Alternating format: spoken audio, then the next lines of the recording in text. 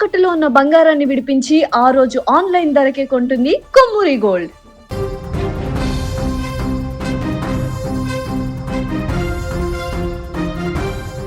Parliament ఎగువ సభలో తెలుగు గొంతుగా మారుమోగింది.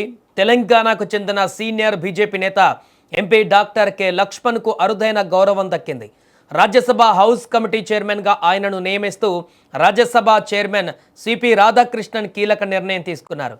దేశ అత్యున్నత సభలో సభ్యుల సౌకర్యాలు, వసతులు, నివాసాల నిర్వహణ వంటి కీలక బాధ్యతలను ఇప్పుడు లక్ష్మణ్ భుజాన వేసుకున్నారు. ఈ నియామక ప్రక్రియ సోమవారం వేగంగా సాగింది.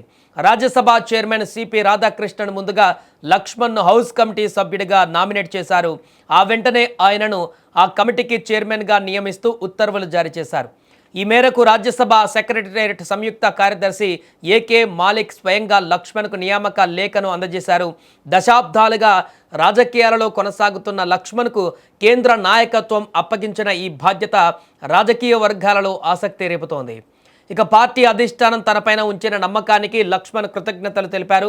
తనకి ఈ పదవి దక్కేలా సహకరించిన రాజ్యసభ చైర్మన్ సిపి రాధాకృష్ణన్కు ఆయన ప్రత్యేక ధన్యవాదాలు తెలియజేశారు. పార్టీ ఆదేశాల మేరకు ఏ బాధ్యత వచ్చినా చిత్తశుద్ధితో పనిచేస్తానని ఆయన స్పష్టం చేశారు. తెలంగాణ రాజకీయాలలో తనకంటూ ఒక ముద్ర వేసుకున్న లక్ష్మణ్ ఇప్పుడు జాతీయ స్థాయిలో కీలకమైన కమిటీకి సారథ్యం వహించడం ప్రాధాన్యత సంతరించుకుంది. దేశ అత్యున్నత సభలో హౌస్ కమిటీ పాత్ర చాలా కీలకం.